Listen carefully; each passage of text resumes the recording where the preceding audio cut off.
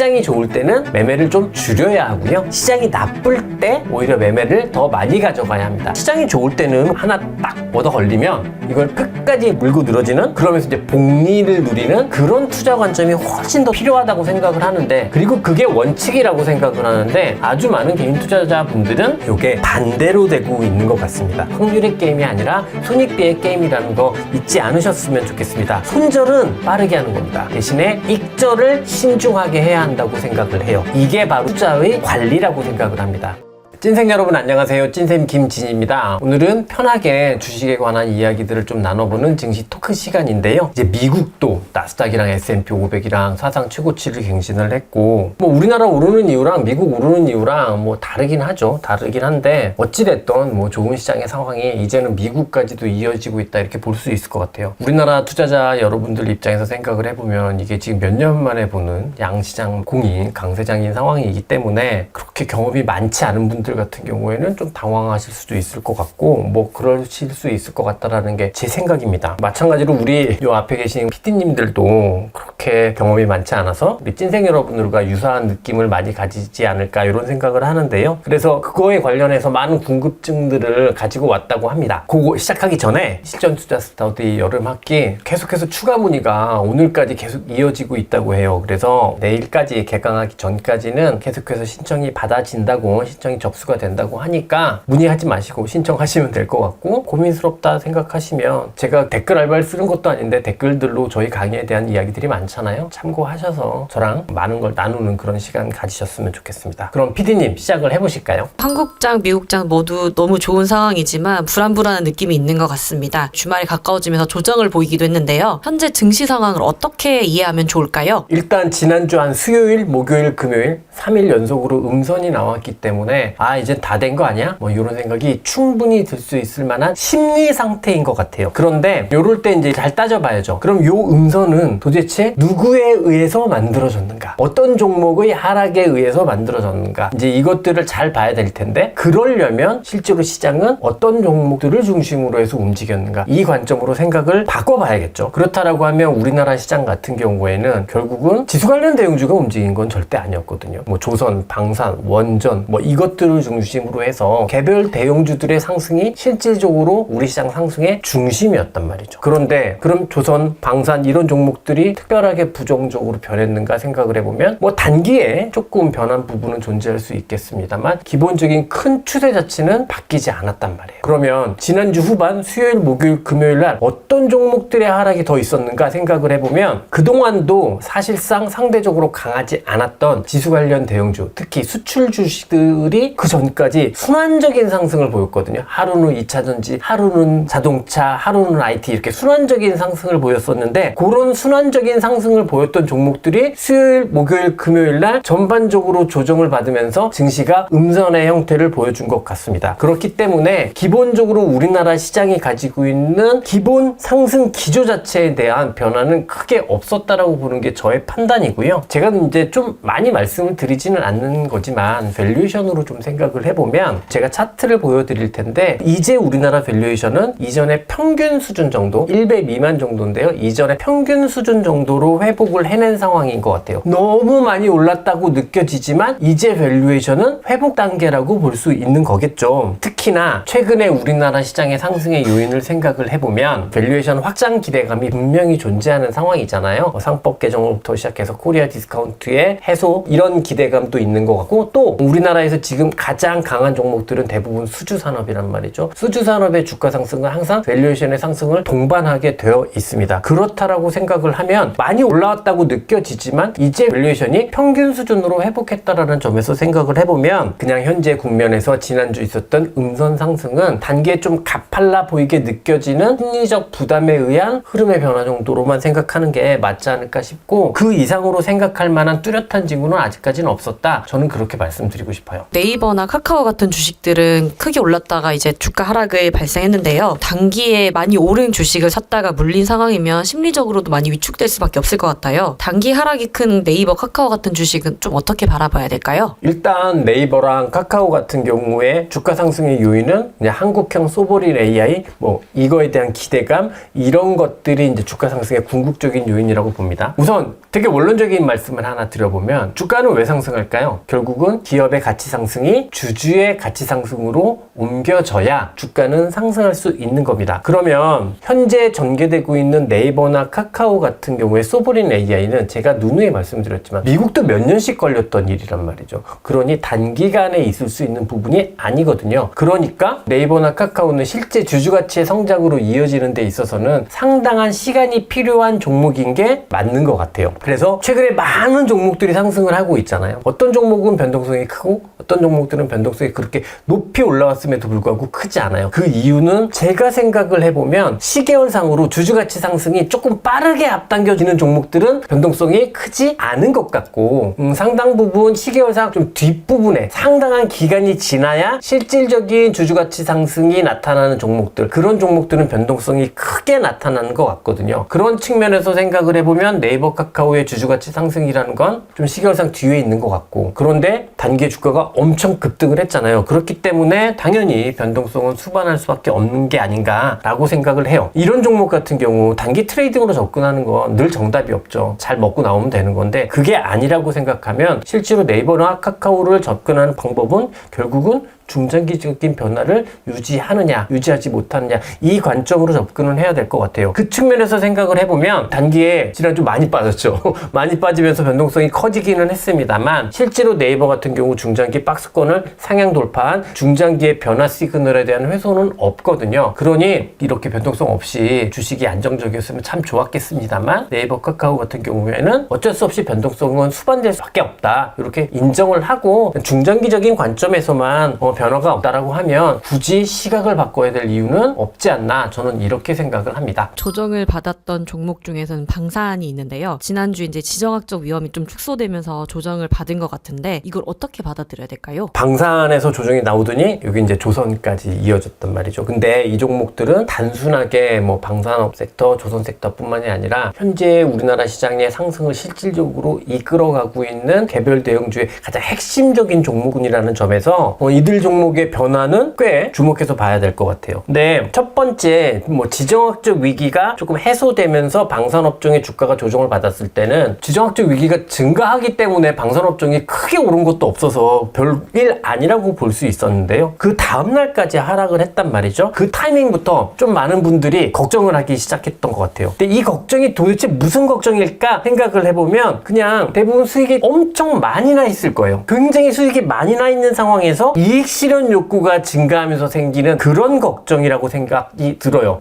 이 주식에 뭔가 크게 문제가 발생했어가 아니라 요런 것 때문에 주가 좀 조정을 받는데 빨리 여기서 이익 실현을 좀 해줘야 되는 거 아니야? 라는 그런 욕구가 더 큰 조정이지 않았나라고 생각을 합니다. 그런데 뭐 방산이나 조선이나 보게 되면 아주 전형적인 상승 추세를 가지고 있거든요. 제 기준에서 생각을 하면 이렇게 선제적으로 뭔가 고점을 파악하기가 굉장히 어려워요. 밸류에이션으로 파악하기도 어렵고 다 파악하기 어렵습니다. 그렇기 때문에 이런 주식 같은 경우에는 그냥 이 상승 추세 자체가 종료된다고 판단할 때, 더 이상 상승 추세가 나타나지 않는다고 판단할 때, 그럴 때 이제 이익 실현을 하는 게 저는 더 맞다라고 생각을 하는데요. 그러면 그런 의미 있는 추세적 변화가 나타났나 생각을 해보면 방산조선은 주 초반에 먼저 선제적인 하락을 보였어요. 근데 오히려 수요일, 목요일, 금요일 날 지수가 조정을 받았단 말이죠. 그러면 방산이나 조선에서 의미 있는 변곡점이 나왔다고 하면 지수 조정기에 더 많이 빠졌어야 돼요. 더 많이 빠지면서 실질적으로 조선 방산 섹터에 변곡점이 형성되었어야 했는데 의외로 수요일, 목요일, 금요일 날 지수가 조정을 받는 과정에서는 방산이나 조선의 약세가 크게 나타나지 않고 오히려 어떤 가장 강한 종목들을 중심으로 해서는 상승이 나타나는 모습이었고, 저는 이게 지난주에 전체 우리나라 시장을 해석하는 데 있어서 가장 핵심적인 포인트가 아니었나라고 생각을 합니다. 그렇기 때문에 궁극적으로 결국 변곡점이 발생했다고 보기는 어려울 것 같고 결국 추세의 관점에서 이익 실현의 시그널이 나타났다고 보기도 힘든 것 같아요. 수익이 많이 났으니까 빠르게 챙기고 싶다라는 그 심정적 마음은 제가 충분히 이해를 합니다만, 앞서도 말씀드렸듯이 이런 종목들에 접근하는 가장 좋은 방법은 추세가 붕괴됐을 때, 고점에서 상당히 낮아져 있는 가격이라고 하더라도 그럴 때 파는 거라고 생각을 하고, 현재 상황의 조정 형태를 보게 되면 일정 기간 조정으로 전개될 수는 있겠습니다만 추세의 변화가 나타났다고 생각하기는 조금 곤란하다라는 게 저의 생각이고, 이건 비단 방산, 조선뿐만 아니라 앞으로 계속해서 나타날 거예요. 원전에서도 나타날 거고, 지주에서도 나타날 거고, 전력기기에서도 나타날 건데, 다 똑같은 관점으로 좀 바라보셨으면 좋겠다, 이렇게 말씀드리고 싶습니다. 조선 방산 얘기해 주셨으니까 이제 원전 쪽을 조금 보면 두산 에너빌리티가 여러 가지 재밌는 이슈로 오늘 오전 기준으로 한 4.5% 오르고 있는데요. 두산 에너빌리티는 앞으로 어떻게 보시나요? 지난주에 네이버에서 봤잖아요. 관련 CEO가 정부의 요직으로 들어가게 될 경우 일단은 주가가 뜨고 보는데, 그게 궁극적인 주가 상승 요인이냐라고 생각하면 그렇게 연결짓기는 어려워요. 앞서도 말씀드렸듯이 주가가 상승한다는 건 기업의 가치가 변하고, 이 기업의 가치가 변하는 게 기업의 주주 가치로 변할 때, 그때 이제 주가가 상승을 하는 거거든요. 그 측면에서 생각을 해보면 두산 에너빌리티의 CEO가 산자부 장관이 되었다고 해서 기업 가치 변화가 급격하게 좋아지면 오히려 스캔들이 나겠죠? 저는 그래서 이런 측면으로 주가가 일시적 변동성이 증가하는 건, 그거는 아주 궁극적인 또 새로운 국면을 여는 그런 시그널로 보지는 말자라고 말씀드리고 싶고, 그러면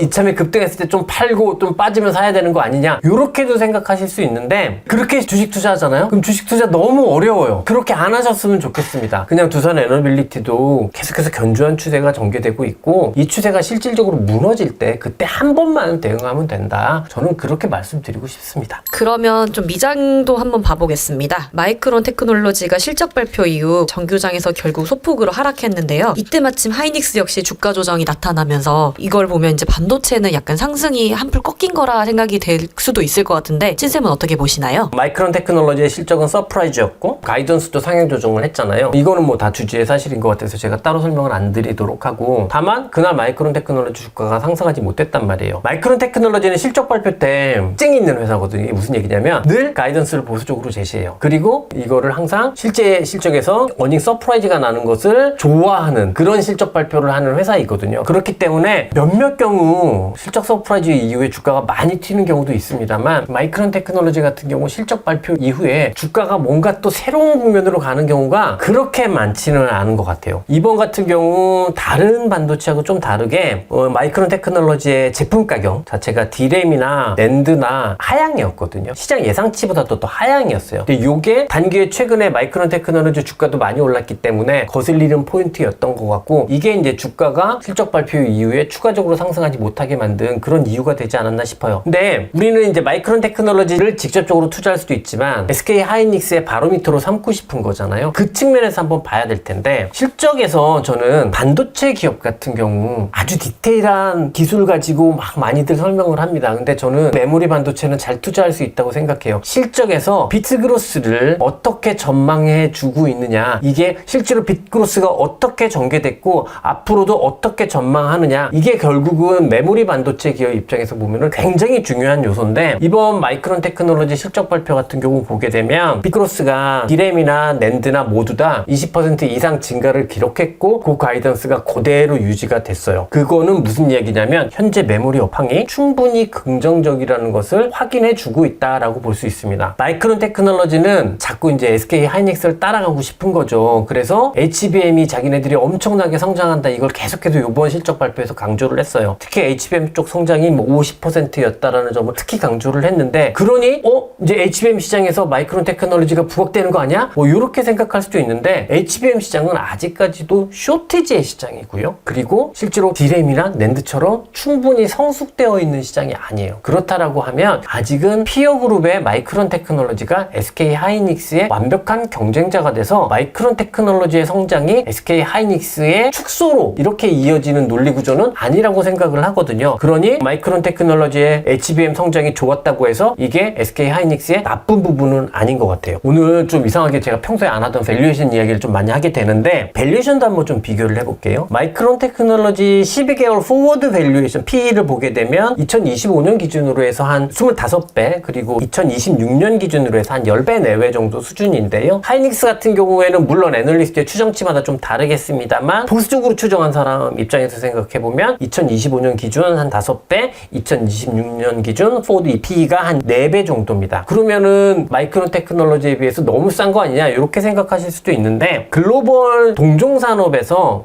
글로벌 피어 그룹이랑 국내 기업을 비교를 할 때는 국가별 밸류에이션 갭 차이를 조금은 감안을 해줘야 되거든요. 이 측면에서 생각을 해보면 현재 코스피가 S&P 500보다 밸류에이션이 PE 기준으로 해서 한 절반 정도입니다. 우리 코스피는 한 10배 내외 언저리, 그다음에 S&P 500은 20배 내외 언저리 이 정도 수준이니까 한 절반 정도란 말이죠. 그럼 여기까지 비교를 해보면 SK 하이닉스가 너무 싸다 뭐 여기까지는 아닌 것 같고, 그렇지만 밸류에이션으로 보더라도 SK 하이닉스가 마이크론 테크놀로지에 비해서 굉장히 부담스러운 밸류에이션을 가지고 있다 이렇게도 볼 수는 없을 것 같아요. 그리고 실제로 주가를 보게 되면 SK 하이닉스 이제 히스토리컬 하이를 갱신하는 주가 상승 상황이잖아요. 그리고 마이크론 테크놀로지 실적 이후에 하이닉스가 조정을 받는데 그 정도의 수준은 실제 히스토리컬 하이를 보이면서 본격적인 랠리를 보이고 있는 그 추세에 대한 훼손 수준은 아니었단 말이죠. 그러니 그냥 뭐 SK 하이닉스도 우리가 이 자리에 앉아서 SK 하이닉스에 대해서 막 이렇게 떠들어 봐야 솔직히 SK 하이닉스 주가가 보여주고 있는 것보다 더 많이 알겠습니까? 저는 그렇게 생각하지는 않거든요. 그러면 그냥 대략적으로 그냥 요 정도 배경이 있는데도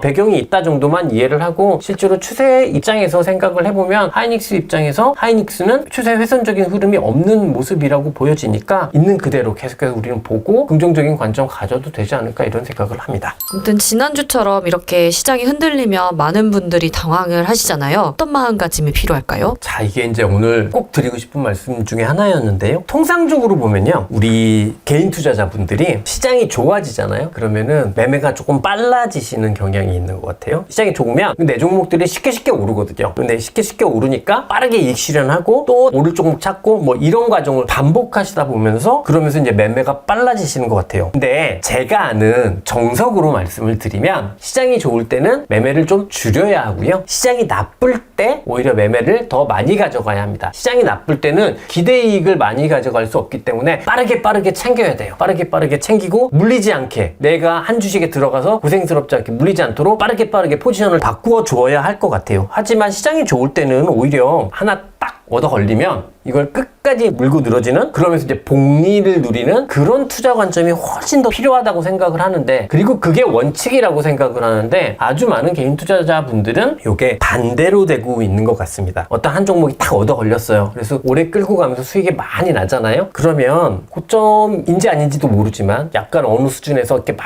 흔들리더라도 의연할 수 있어요. 왜? 내가 먹은 게 많기 때문에. 충분히 확인하실 수 있는 심리를 가질 수도 있고 의연할 수 있는데, 이게 종목 이렇게 교체하다가 요 종목 들어갔는데 여기서 딱 흔들리면 이러면 이거 심정적으로 굉장히 부담스럽거든요. 그래서 오히려 심정적으로 부담스러우면서 실기할 가능성이 더 높아지는 것 같아요. 빠르게 나온다든지 안 팔아도 되는데 빠르게 나온다든지 뭐 그런 실기할 가능성이 높아지는 것 같아요. 그러니까 현재 상황 분명히 그래도 강세장으로 보고, 강세장에서는 그동안 우리가 해왔던 것보다는 매매를 조금 덜 하는 태도가 더 중요하다라는 말씀을 오늘 꼭 좀 드리고 싶었고요. 늘 그동안도 계속해서 말씀을 드렸습니다만 주식은요 머니게임입니다. 그리고 머니게임의 승자 원칙은요 많이 맞추는 확률 게임이 아니고요, 먹었을 때 수익이 날 때 그걸 끝까지 수익을 내는 손익비의 게임이라는 거 꼭 잊지 않으셨으면 좋겠습니다. 머니게임의 기본 원칙은, 머니게임의 승자 원칙은 확률의 게임이 아니라 손익비의 게임이라는 거 잊지 않으셨으면 좋겠습니다. 손절은 빠르게 하는 겁니다. 대신에 익절을 신중하게 해야 한다고 생각을 해요. 이게 바로 저는 그리고 투자의 관리라고 생각을 합니다. 투자는 좋은 종목을 선정하는 게 아니라 내가 가지고 있는 종목을 잘 관리하는 게 그게 투자라고 생각하거든요. 그래서 우리는 펀드 매니저라고 이야기하는 겁니다. 그러니 이 점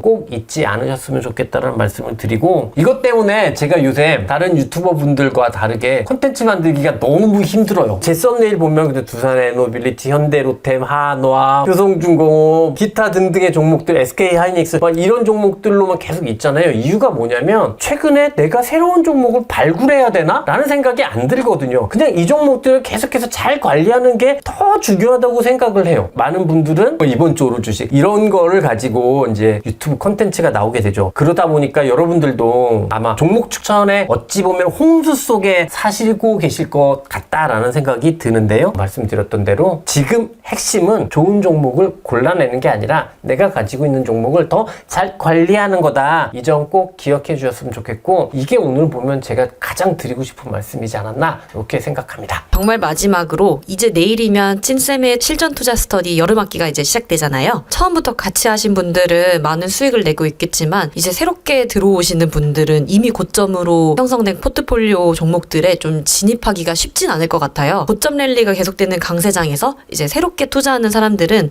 어떤 마음가짐과 투자 전략으로 시작을 하면 좋을지 사실 진짜 부담스러우실 거예요. 정말 막 새롭게 들어오시는 분들은 기존의 포트폴리오가 어떤 종목은 70~80%씩 이렇게 나 있을 거기 때문에 되게 부담스러우실 텐데, 그 점 전 모르는 바는 아니고요. 다만 주식 투자의 과정에서 가장 중요한 과정은 주식 비중이고요. 포트폴리오는 주식 비중을 관리하는 과정보다 훨씬 더 덜 중요한 과정입니다. 그러니 우리는 주식 투자를 함에 있어서 주식 비중을 잘 관리하면 위험에서도 회피할 수 있고 수익도 낼 수 있고, 저는 그렇게 된다고 생각해요. 꽤 뭔가를 해보겠다라고 할 때 우선적으로 생각해야 되는 건 주식 비중이라고 생각을 하거든요. 이 주식 비중은 어떻게 결정할 거냐? 이거는 내 기존에 가지고 있었던 손익 상황, 그리고 시장의 상황, 그리고 내가 감내할 수 있는 위험 정도, 요거의 함수라고 생각해요. 저는 새롭게 들어와서 어떤 포트폴리오를 참고한다라고 할 때 그동안도 뭐 시장이 좋아서 순이익이 많이 나 있다 라고 하면 조금 공격적으로 받아들이셔도 될 것 같아요. 높은 주식 비중을 가지고 지금 제가 여러분들과 공유하고 있는 모델 포트폴리오도 사실은 주식 비중 20%에서 시작해서 꾸준하게 늘려서 제가 드리는 모델 포트폴리오는 그냥 주식을 항상 100으로 설정한 그런 포트폴리오가 아니거든요. 주식 비중을 고려한 포트폴리오인데 주식 비중 20%에서 꾸준히 시작해서 계속해서 점차적으로 늘려오면서 95% 수준까지 지금 가 있는 포트폴리오거든요. 그러니까 새롭게 시작을 하신다, 이 포트폴리오 참고하신다라고 하면 내 상황에서 주식 비중을 얼마로 결정을 해서 이 포트폴리오를 참고할 건지 이거를 결정하시면 될 것 같아요. 근데 그 기준이 뭐냐면 내가 그동안 돈을 좀 많이 벌어놨냐, 돈을 많이 벌어놨으면 내 손익이 좋으면 조금은 공격적인 주식 비중을 가지고 그대로 받아들이시면 될 것 같고, 아니다, 난 손익을 별로 벌어놓은 게 없다, 근데 나는 깨지는 것도 진짜 싫다 라고 하면 좀 작은 비중, 굉장히 낮은 비중으로, 우리가 처음 할 때는 20%로 시작을 했었거든요. 뭐 그 정도 수준이 될 수 있겠고 아닐 수도 있겠는데 그 정도 수준에서 시작하는 거라고 생각을 합니다. 거기에 플러스가 바로 마켓뷰예요. 모델 포트폴리오의 주식 비중 자체가 굉장히 풀에 만땅으로 차 있는 상황이면 마켓뷰가 좋은 상황이겠죠. 그러면 그 상황까지 조금 참조하셔서 여러분들의 주식 비중을 설정하는 것을 결정하는 게, 저는 그게 가장 핵심이라고 생각해요. 거기에서 무작정 포트폴리오를 따라간다, 당연히 빠르게 조정 한번 오면 다른 분들은 먹고 파는 거를 손절을 하실 수도 있어요. 어쩔 수 없는 부분인데 주식 비중이 작으면 그건 별로 어렵지 않은 행동이 될 수도 있거든요. 그래서 이 주식 비중을 결정하는 게 가장 중요한데, 그건 내 손익 상황, 그리고 나의 위험 감수 정도, 그리고 마켓의 상황, 이것에 대한 함수다라고 말씀을 드리고 싶고, 이거에 관련해서는 뭐 당연히 또 라이브 시간에 자세하게 말씀을 드리기도 할 겁니다. 어찌됐든 고민스러운 포인트는 당연히 모든 주식은 편하지 않습니다. 늘 고민스럽고 늘 고통스럽고 뭐 이런데, 이럴 때는 오히려 원칙을 가지고 접근하는 법을 유지하면 좋은데, 그 원칙에 대해서는 제가 또 누누이 강조를 드리고, 그 말씀이 지금 앞서 말씀드렸던 손익과 마켓뷰와 내 위험 선호에 대한 함수다라는 부분이니까 이 점 참고하셔서 어떤 분들의 의견이건 좀 적용을 하셨으면 좋겠다, 이런 생각을 합니다. 네, 이상으로 오늘은 우리 PD분들이 고민스러워 하시는 주식시장에 대한 이야기들을 저의 이야기로 바꿔보는, 그래서 좀 편하게 말씀을 드리고 싶었던 증시 토크 시간입니다. 늘 말씀을 드리지만 제 이야기가 정답은 아닐 겁니다. 하지만 어떤 상황에서건 제가 이런 컨텐츠를 만들 때 굉장히 고민 많이 하고 조금이나마 여러분들께 도움이 됐으면 한다라는 생각으로 잘난 척하지 않고 그렇게 컨텐츠를 만들려고 하거든요. 이런 저의 이야기들이 여러분의 투자에 조금이나마 도움이 됐으면 좋겠습니다. 이상 영상 마무리하도록 하겠습니다. 저는 찐쌤 김진이고요. 찐생 여러분, 화이팅입니다.